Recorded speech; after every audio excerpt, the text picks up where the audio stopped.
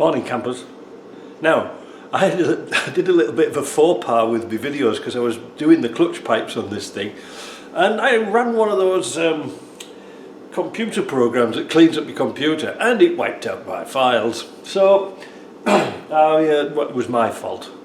I should have actually processed them into a video file, but instead of keeping all the clips individual. Anyway, never mind. I'll tell you what I've been up to. I fitted a new clutch hose.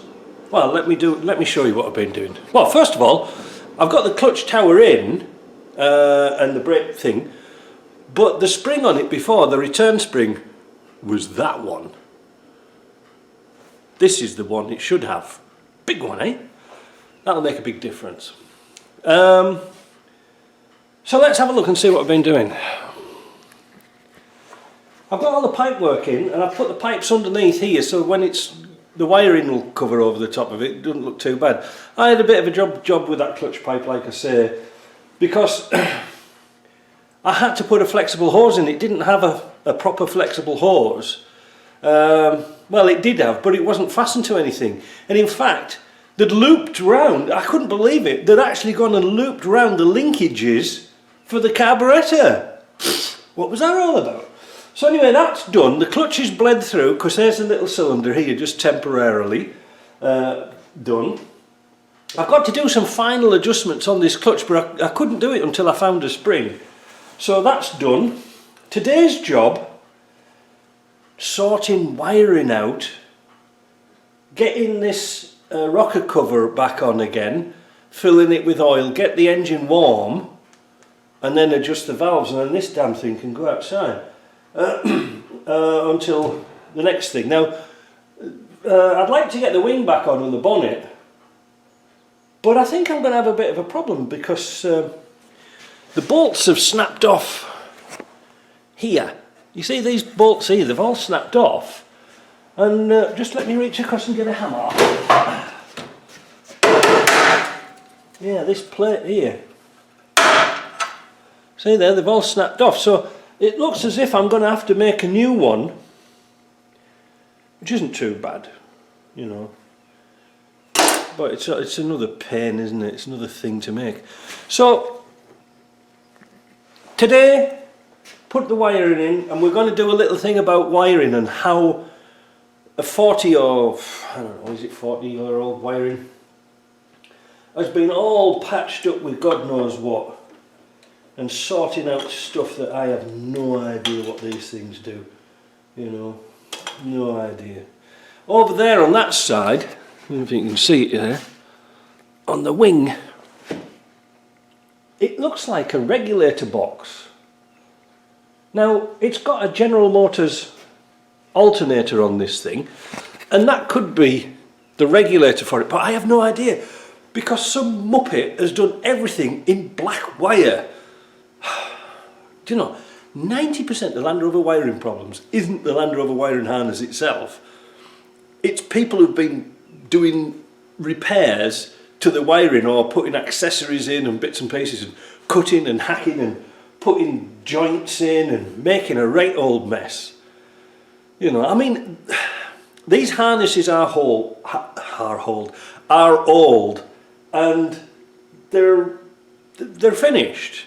It really wants a new wiring harness on it, but I don't know, we're against the budget. But I'll show you when we get into it how bad things can get. Alright, so stick around. Let's get this spring on. Let's get this rocker cover on.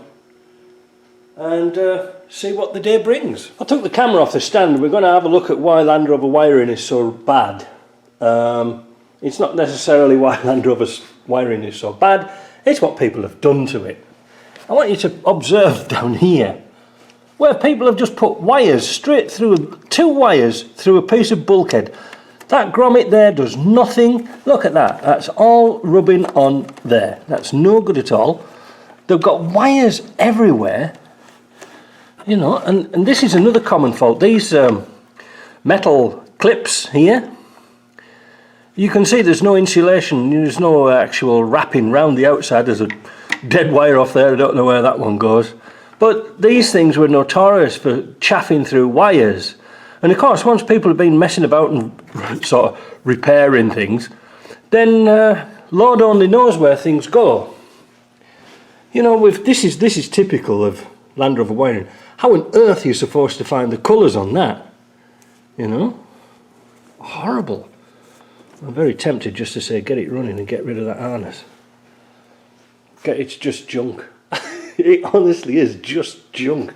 Let's go and have a look at the other side. On my way around the car, I just want to show you the clutch. And that's how it should be. Just that bit of free play. And it's a nice solid clutch. You can see it down there. Right, let's have a look at the other side wiring. Oh, while we're here, well, let's have a look at this dashboard. Obligatory switches, gauges, left and right. I don't know what these things are for. Wiper. Well, the wiper's supposed to be over there. I don't think I can do much with this, to be honest. I'm going to pull that cover off. Pull these off and see what I can do with it, but I'm not offering much hopes. Again, you see here, we've got a double connector on here with a wire. That would be a live wire probably, going nowhere. This is the box I was concerned about. You know, look at this here. They've just rewired everything, but it's just a mess. Look here again, here, look at this here. See? No grommets. No grommets at all. You know, that's banging about and banging about, and then the fuse is out and people say, bloody Land Rover wiring's no good. Well, the rubber's disintegrated or somebody's forgot to put it back in again. So, some progression's been made. I've got the wiring sort of strung back onto the dash. I've put the coil in a better position. That wiring's just horrible. Because now I've got everything sort of put back together, well, it won't start. And the reason is that I've somehow disconnected the fuel pump, the electric pump. I've got the pipe on for the vacuum. Rocker box is on just temporarily because I need to get this engine warm before I can set the valves, which is a bit of a pain, but never mind.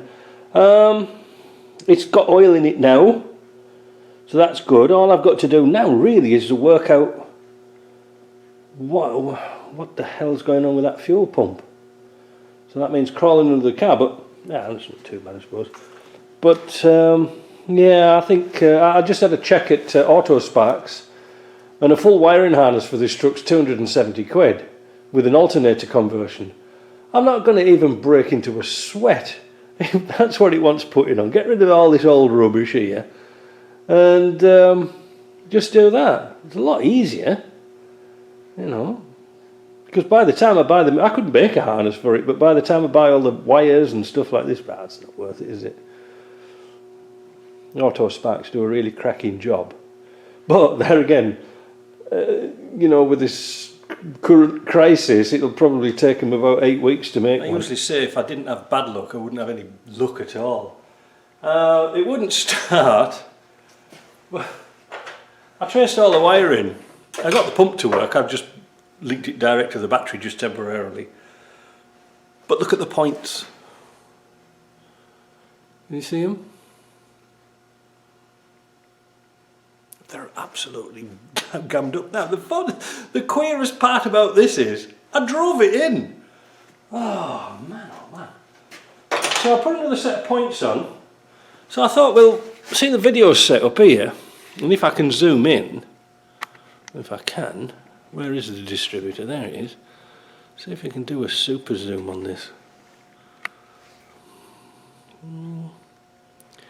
Yeah, that's not looking too bad.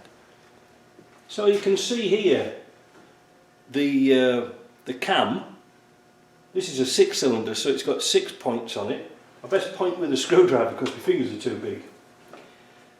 The red part, the heel, is on the cam here, so it's supposed to be at its maximum opening point.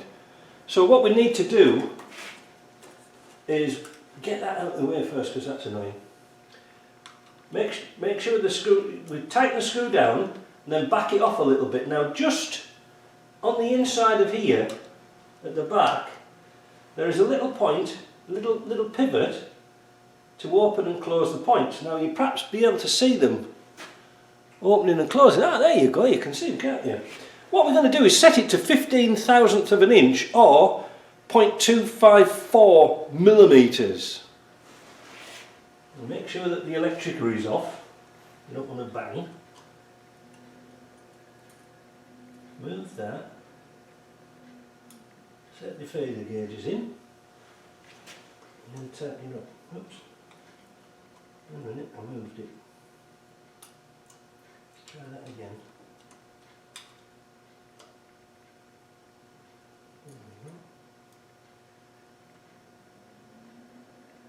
God, I've never done any of these for years.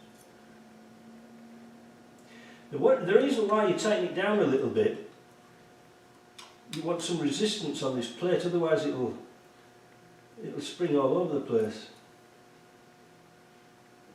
There. Tighten that up.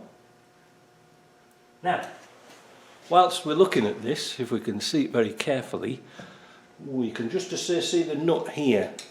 I'm going to stop this and refocus this now because this is quite important for cars. Right, again we're on almost full zoom. The most important thing a lot of people make mistakes with is this bit here, where the nut and bolt. And what it is just, well, it's just a little nut on a stud really. So let me take it off. And this is where a lot of people get a problem. I tell you something, I bet loads of people have dropped nuts and bolts and washers down in here, especially on the dark night side of the road. There are two wires in here. One that comes from your coil. This our fast thing here. This one comes from your coil, and this one comes to your condenser. All right. Now, it is most important that you put the little washer and sandwich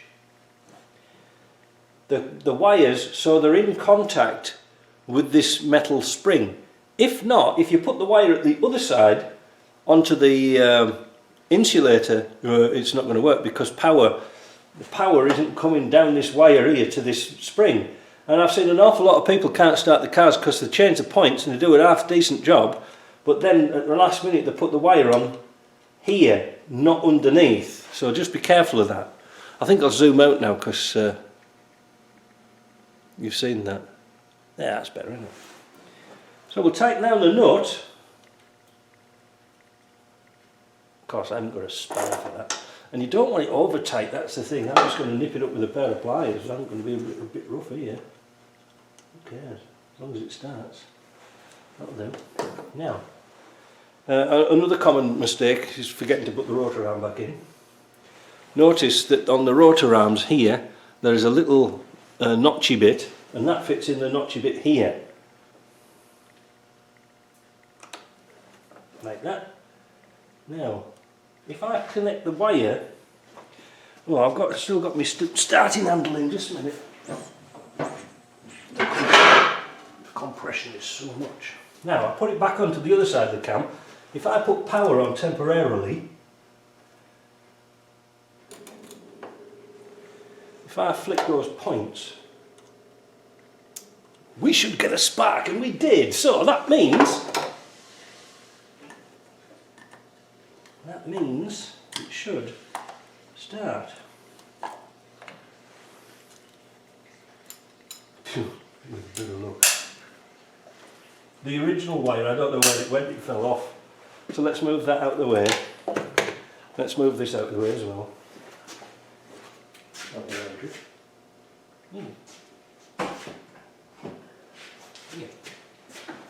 Right, let's see if it fires up.